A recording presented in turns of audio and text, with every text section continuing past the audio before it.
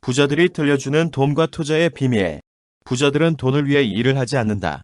자기 사업을 해야 한다. 낮에는 계속 일을 하라. 하지만 진짜 자산을 쌓아야 한다. 집에 갖고 오는 순간 가치가 없어지는 부채나 개인적 소장품은 사지 말라. 새 차는 일단 운전을 시작하면 원래 지불한 가격의 25%가량을 잃게 된다. 그것은 진짜 자산이 아니다. 은행에서 그것을 자산으로 인정해도 마찬가지다. 내가 400달러 48만원을 주고 산 새 티타늄 드라이버는 티샷을 하는 순간 가치가 150달러 18만원으로 떨어졌다. 어른들은 지출을 줄이고 부채를 낮추고 부지런히 튼튼한 자산 기반을 쌓아야 한다. 아직도 부모 곁에 있는 젊은 사람들은 부모들에게서 자산과 부채의 차이를 배워야 한다. 부모들은 자녀들이 튼튼한 자산 기반을 쌓게 한 후에 독립해서 살게 해야 한다. 그렇지 않으면 그들이 독립해서 결혼하고 집을 사고 아이를 낳게 되면 심각한 재정 위기에 처하게 된다. 그들은 직장에 매달리면서 모든 것을 신용카드로 사게 된다. 너무도 많은 젊은 부부들이 결혼한 후에 스스로 함정에 빠져 오랫동안 빚에서 벗어나지 못하는 것을 보게 된다. 대개의 경우 부모들은 막내를 독립시키고 나서 자신들이 적절하게 은퇴 준비를 못했음을 알게 된다. 그리고는 그제서야 화둥지둥 돈을 모으려 한다. 그러다가 자기 부모들이 병이 들면 또 다른 부담을 지게 된다. 그렇다면 당신이나 당신의 아이들은 어떤 자산을 취득해야 할까? 내가 볼 때 진짜 자산은 몇 가지 범주로 나눌 수 있다. 자산은 몇 가지 범주로 나눌 수 있다. 1. 내가 없어도 되는 사업. 주인은 나지만 사업체는 다른 사람들이 운영하거나 관리한다. 내가 거기서 일해야만 한다면 그것은 사업이 아니다. 그것은 내 직업이 된다. 2. 주식. 3. 채권. 4. 뮤추얼 펀드. 5. 수입을 창출하는 부동산. 6. 어음이나 차용증. 7. 그 밖에 가치가 있거나 수입을 창출하거나 즉시 시장성이 있는 것. 내가 어렸을 때 가난한 아버지는 내게 안정적인 직장을 찾으라고 말했다. 반면에 내 부자 아버지는 내가 좋아하는 자산을 획득하라고 얘기했다. 그것을 좋아하지 않으면 돌보지 않게 됐다. 중산층은 계속해서 재정적 어려움의 상태에 처하게 된다. 이들의 주요 수입은 임금에서 나오며 임금이 높아지면 세금도 높아진다. 그리고 임금이 늘어나면 같은 비율로 지출도 늘어나는 경향이 있다. 그래서 주경주라는 말이 성립된다. 이들은 자신들의 집을 주요 자산으로 여기면서 수입이 나올 수 있는 자산에는 투자하지 않는다.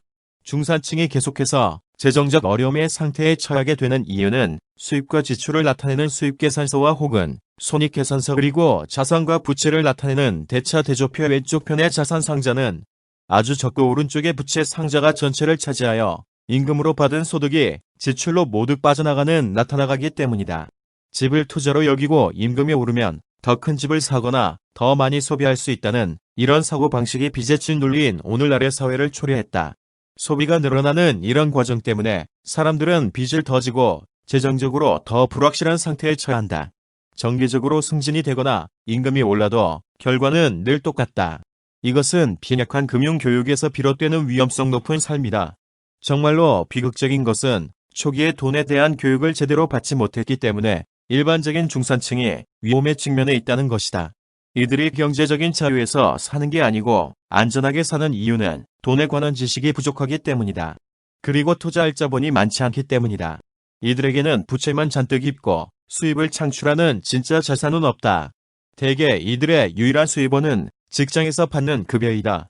이들의 삶은 전적으로 고용주에게 의존한다. 그래서 정말로 평생의 기회가 찾아왔을 때 이들의 유일한 수입원은 직장에서 받는 급여이다. 이들의 삶은 전적으로 고용주에게 의존한다. 그래서 정말로 평생의 기회가 찾아왔을 때 이런 사람들은 기회를 잡을 수가 없다. 이들은 다시 경제적 자유가 아니라 안전하게 살 수밖에 없다. 열심히 일만 하면서 세금만 잔뜩 내고 빚에 허덕이기 때문이다. 가장 중요한 비결은 자산과 부채의 차이를 아는 것이다. 이런 차이를 안 후에는 수입을 창출할 수 있는 자산을 사는 데만 신경을 써야 한다. 이것이 부자로 가는 길로 들어서는 최상의 방법이다. 이 길을 계속 가면 자산이 자꾸 늘어난다. 그리고 부채와 지출을 줄이도록 노력하라. 이렇게 하면 더 많은 돈을 점점 더 많은 자산을 사는 데 투자할 수 있다.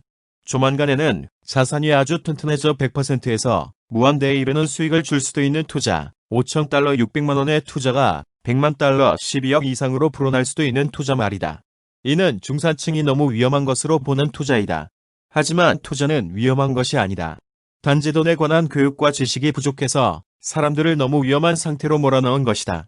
당신이 남들과 똑같이 하면 수입과 지출을 나타내는 수입계산서와 혹은 손익계산서의 수입은 고용주를 위해 회사에서 일하고 지출은 세금을 통해 정부를 위해 일하는 결과를 얻게 된다.